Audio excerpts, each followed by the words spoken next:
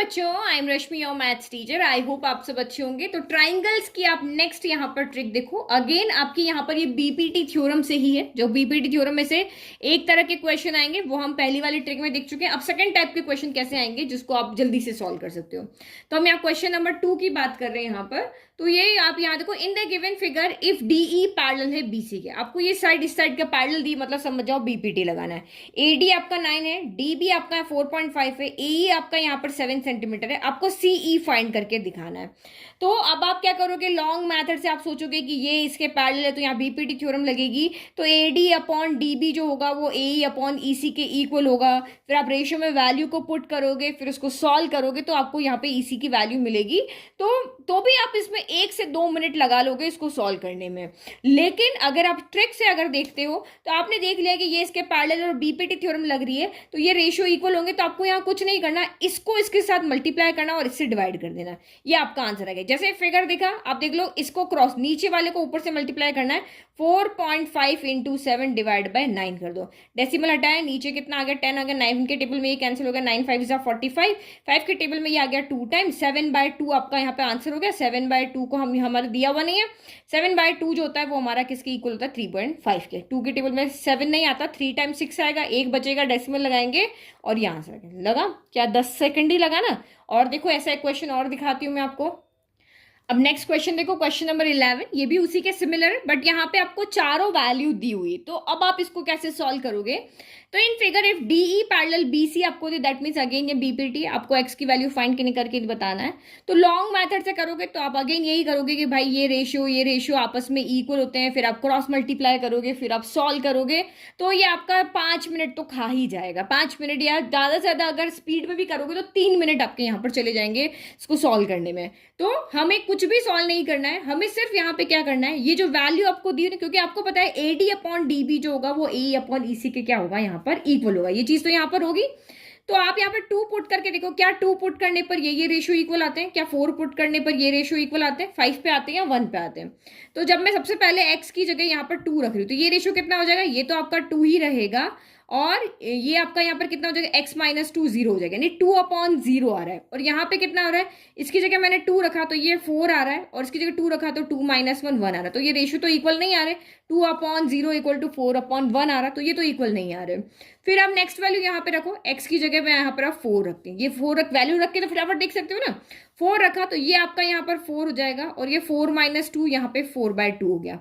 इसकी जगह आप यहाँ पे 4 रखो तो 4 + 2 ये आपका 6 हो गया, और 4 - 1 ये आपका 3 हो गया। तो 2 के टेबल में 4 आया 2 टाइम, 3 के टेबल में 6 आया आपका 2 टाइम, यानी कि 2 = 2 आ गया। मतलब इस 4 से रेशियो आपका सेम आ रहा है। तो मैंने कुछ भी सॉल्व नहीं किया, मैंने जो वैल्यू रखी थी वो पुट करके देख लिया कि इस वैल्यू के लिए रेशियो इक्वल आ रहे हैं, तो वही हमारा यहाँ पर क्या हो गया, आंसर हो गया। तो समझ में आ गया। अब उस तरीके से क्वेश्चन पूछे या इस तरीके से क्वेश्चन पूछे, आपको दोनों तरीके मैंने बता दिए जहां आप सिंपली सॉल्व कर सकते हो। नाउ प्रैक्टिस क्वेश्चन देखें या फिर कुछ और क्वेश्चन देखें, सॉल्व करके देखें। तो देखो कुछ 1-2 क्वेश्चन हम और सॉल्व करते हैं, फिर मैं आपको एक प्रैक्टिस के लिए दूंगी। अब आपको ये इस तरह से क्वेश्चन आया, in a triangle P Q R. तो मैंने यहाँ पे एक ट्राइंगल ड्रॉ कर लिया है, ठीक है। D and E are mid points of side P Q. तो इसको पी ले लेते हैं क्योंकि जैसा क्वेश्चन कहेगा उसके अकॉर्डिंग करेंगे। तो डी जो मिड पॉइंट है वो पी क्यू का है, और ई जो मिड पॉइंट है वो आपका पी आर का है। तो ये हमने बना लिया, ये हमने ड्रॉ कर लिया। ये इसके यहाँ पे आपको क्या दी हुई, डी ई पैरेलल है यहाँ पर क्यू आर के। पी डी कितना है, तो ये 2.5 है। क्यू डी कितना है, क्यू डी आपका ये रहा 3.0 है। पीई कितना है, 3.75 है। अब पी आर को फाइंड करके बताओ।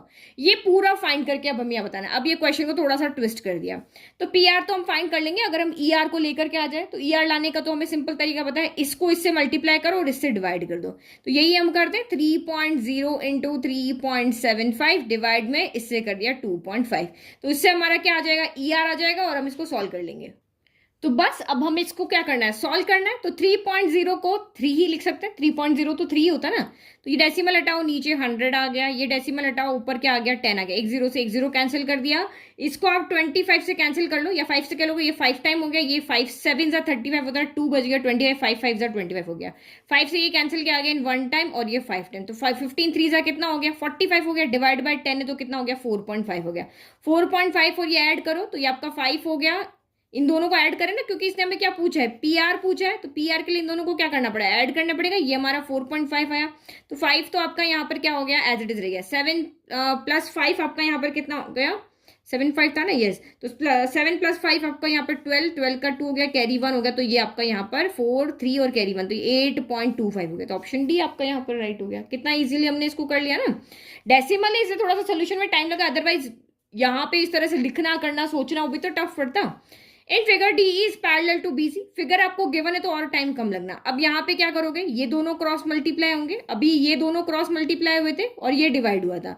अब यहाँ पे ये दोनों क्रॉस मल्टीप्लाई होंगे और ये डिवाइड होगा, तो ये आपका यहाँ पर अगेन कितना हो जाएगा, 7.2 इंटू 1.8 डिवाइडेड बाई क्या हो जाएगा, 5.4 हो जाएगा।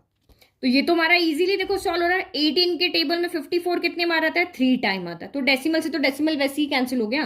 3 के टेबल से ही कैंसिल करो, 7.2, तो 3 2 जा 6 हो गया, 1 बच गया, 3 4 जा आपका यहाँ पर 12 हो गया, तो 2.4 आंसर आ गया। देखो फिगर बना हुआ है तो और जल्दी सॉल्व हो गया। अब नोट डाउन करो आप practice question.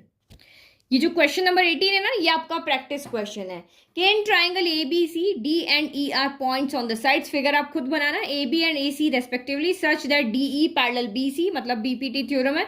If A D equal to 4x minus 3, A equal to 8x minus 7, B D equal to 3x minus 1 and C E equal to 5x minus 3, then the value of x is, तब आपकी यहाँ पे x की value क्या होगी, 1/2 होगी, 4 होगी, 1 होगी या 2/3 होगी।